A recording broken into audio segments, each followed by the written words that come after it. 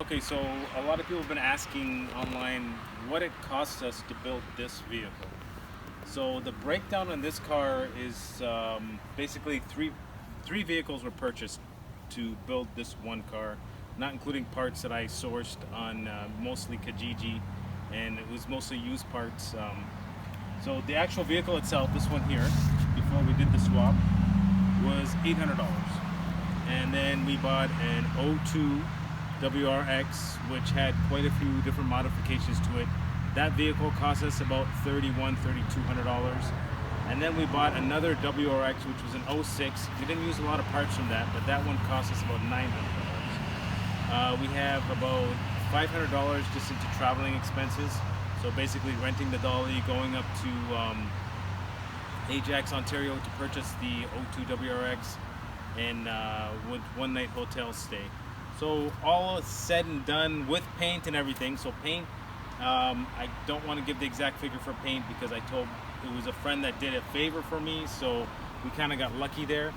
But with paint and everything, we're into the car for about $8,500. Some of the parts that we sold, and we still have quite a few lingering around that we have for sale, we spend about, I think we sold about $800 in parts.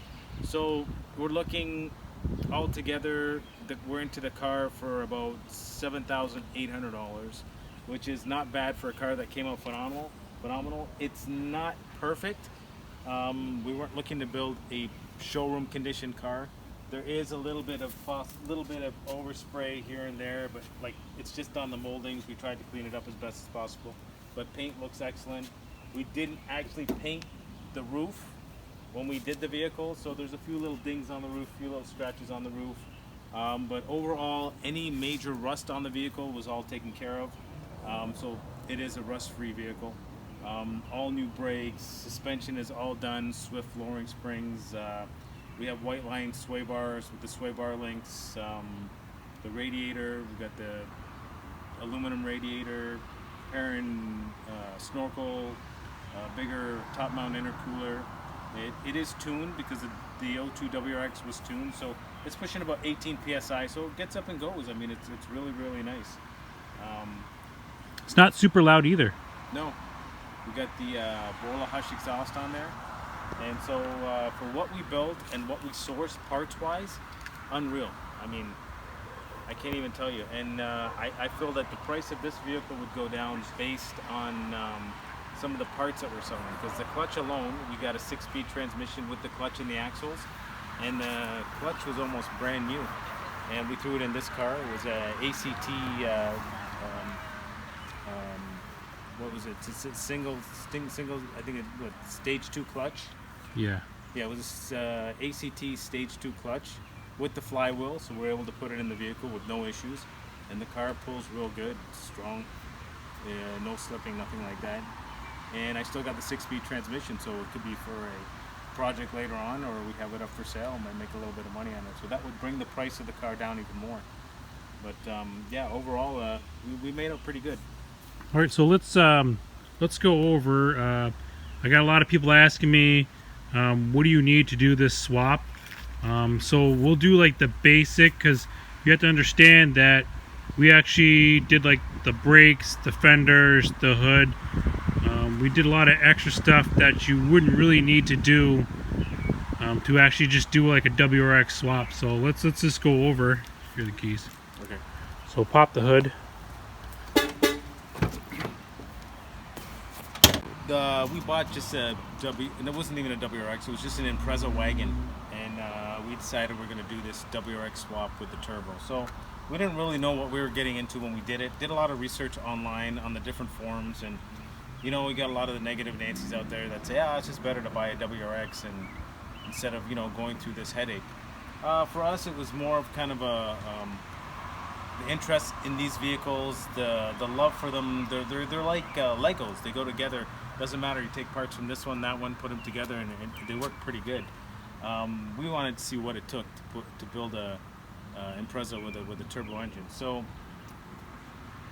basically, you're gonna have to strip your car completely down. Main things are wire harness. You need your ECU. The subframe has a little notch in it for the up pipe.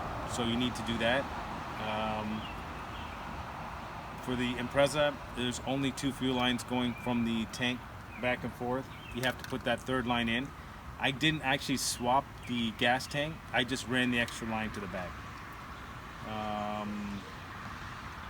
Yeah, we did a complete swap. So that means everything in the engine bay.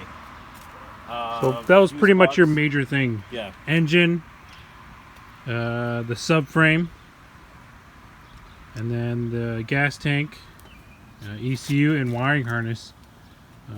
Also, you need the rad as well. We got an upgraded one. We did have the WRX one, but then when we bought the other car, it was a good deal, and the rad was there. So just that car alone was worth the rad. Yeah, for sure. Not only that, we got the brakes from that car too. Yes. We got the rear 2-pot brakes from it, which aren't on the vehicle yet. We need to get some more parts off that car to actually make them work on this, because when you're doing a 4-pot, 2-pot conversion, the 4 pots fit on the front, no problem, but the rears, you actually need to buy a bracket, aftermarket bracket, or you have to use the rear hubs from the WRX on the Impreza, or they won't fit at all.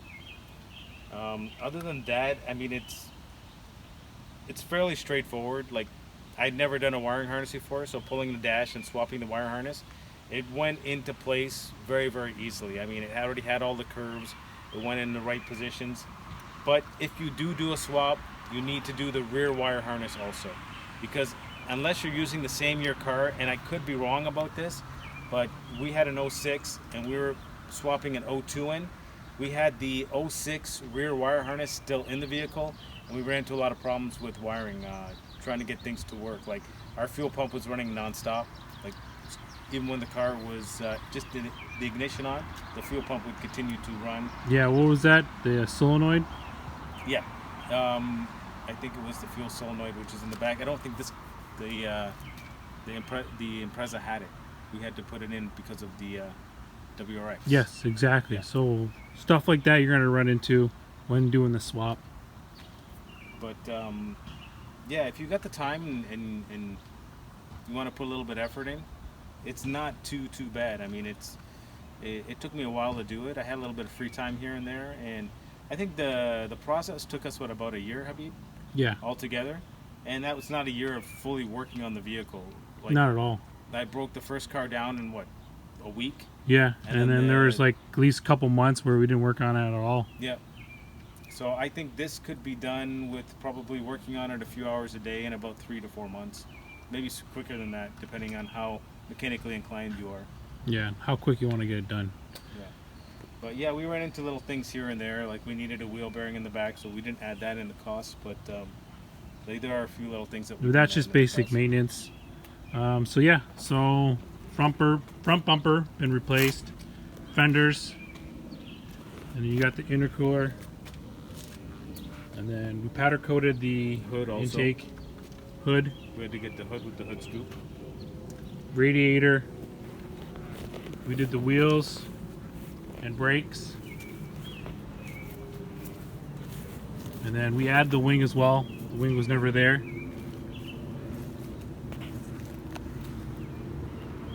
O2 side skirts. So a lot has been swapped over. So let's go for a spin and see how she drives. So the last few things I have to do is airbag, check engine light, and our wipers work funny. So I don't know if the wiring going to the wiper is different. Like I said, we replaced a lot of different things on it. Ready? Oh yeah.